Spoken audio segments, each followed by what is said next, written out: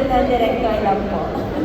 Okay, so magandang umaga po. Maraming salamat po sa ating mga guests, Gov. Rafi, Mayor, ating PHO, MHO, ang mga ating mga SB members and board members. Maraming salamat po. Thank you for coming and thank you for the support po dito sa ating Purok Kalusugan. So, nung sinabi ni Gov na priority niya yung health, alam niyo po, naniniwala po ako kasi may ebidensya po. I would like to commend La Union kasi po, dito po sa La Union, lahat po ng Rural Health Unit ay accredited na po sa konsulta package ng PhilHealth. So, 100% po ng Rural Health Unit dito po sa La Union ay accredited ng PhilHealth. So, anong ibig sabihin nun? Ibig sabihin po, kung hindi po kayo taga rito, kahit sa among health center or rural health unit kayo pumunta, makaka-avail po kayo ng PhilHealth services kasi lahat po ng RHU sa La Union ay accredited ng PhilHealth. Yes, yan po. Bakit po natin sinasabi yun? Dahil ito po, medical mission to, puro kalusugan na ito po ay isang araw lang. Diba? Ngayon lang po ito. Pero sino po naniniwala na hindi lang naman po kayo ngayon magkakasakit. Pwede magkasakit po kayo bukas, pwede kayo magkasakit sa sunod na buwan, sa sunod na linggo. Di po ba?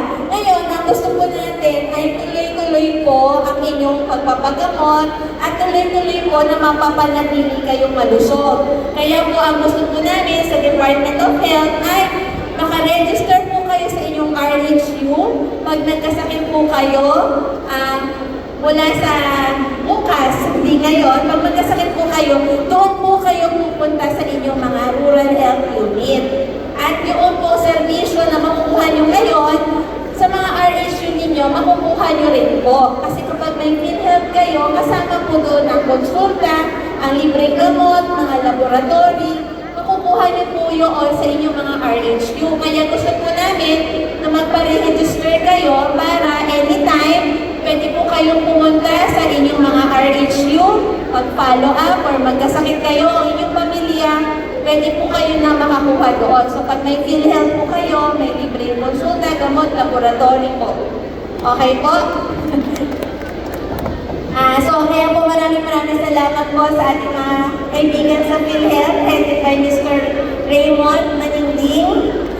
Thank you po for facilitating. At ang isa pa po, maganda po dito, dahil po accredited na lahat ng RHU sa La Union, ay meron po binibigay ang PhilHealth na capitation.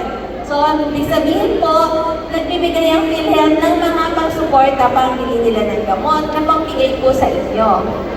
Kaya po, importante ay bumabalik po kayo. So, mas maraming beses po kayo bumalik sa health center, sa RHU, wala pong problema. Mas gusto po namin yan kasi sinasabi po, kapag ang isang tao mayroon pong pag-aaral na sinasabi na kapag ang isang tao ay nasa more than 3 times na nagpapatingin, pumupunta sa health facilities, mas mababa po yung chance niya na ma-hospital. Okay? At nape-prevent po yung mga mas grabing mga sakit kapag po mas madalas po kayo nagpapatingin, nagpapakonsulta sa inyong mga health facilities o health centers. So, yun na po ang hiling namin.